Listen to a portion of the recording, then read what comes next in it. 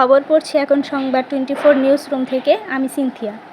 মিডিয়াভুক্ত জাতীয় সাপ্তাহিক তথ্যবাণীর ৩৩তম প্রতিষ্ঠাবার্ষিকী ও তথ্যবাণীর সম্পাদক ও প্রকাশক আমিনুল হকের দ্বিতীয় মৃত্যুবার্ষিকী উপলক্ষে দোয়া এবং মিলাদ মাহফিল ও খাদ্য সামগ্রী বিতরণ।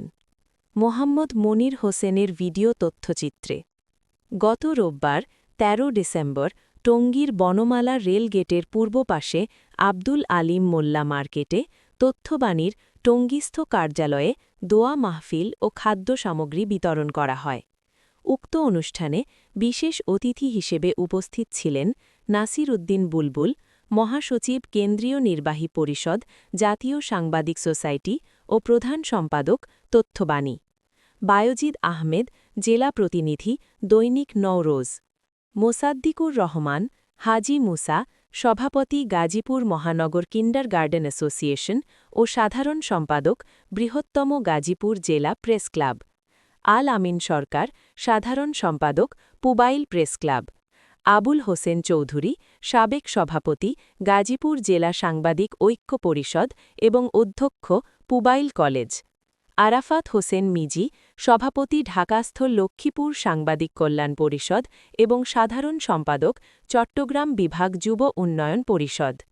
অন্যান্যর মধ্যে উপস্থিত ছিলেন শরীফুল হক, নির্বাহী সম্পাদক, তথ্যবাণী, দৈনিক নওরোজ পাঠক ফোরাম গাজীপুরের সভাপতি মোহাম্মদ আক্তারুজ্জামান, আলাউদ্দিন, সিনিয়র সহসভাপতি, চট্টগ্রাম বিভাগ যুব উন্নয়ন পরিষদ। অনুষ্ঠানে সভাপতি করেন মোহাম্মদ জসিম উদ্দিন, সভাপতি, বৃহত্তম গাজীপুর জেলা প্রেস ক্লাব এবং চট্টগ্রাম বিভাগ যুব উন্নয়ন পরিষদ এবং মফস্বল সম্পাদক, তথ্যবাণী। বক্তারা আমিনুল হকের বিদ্রোহী আত্মার মাগফেরাত কামনা করে। তথ্যবাণীর সম্পাদক ও প্রকাশক আমিনুল হকের বর্ণাঢ্য সাংবাদিকতা জীবন নিয়ে বিশেষ বক্তব্য রাখেন নাসির উদ্দিন বুলবুল।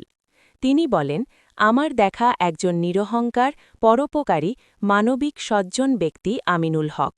তিনি ব্যক্তিজীবনে কখনও কারো সাথে উঁচু গলায় কথা বলেননি এবং সর্বদা হাস্যোজ্জ্বল এবং বিনয়ী আচরণে সকলের ভালোবাসা অর্জন করেছিলেন।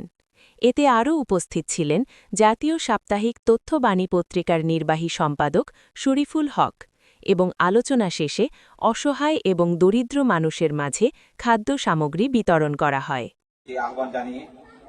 যারা আসলে বিভিন্নভাবে সমাজে হেনস্থ এবং ভিকটিম, তাদের পাশে দাঁড়ানোর চেষ্টা করে অনেকগুলো কার্যক্রম করেছে। যারা প্রভাবশালী, দ্বারা লাঞ্ছিত হয়, আইনের আশ্রয়ে যেতেও তারা ভয় পায়, সেখানের মধ্যে সেই বলিষ্ঠ কণ্ঠ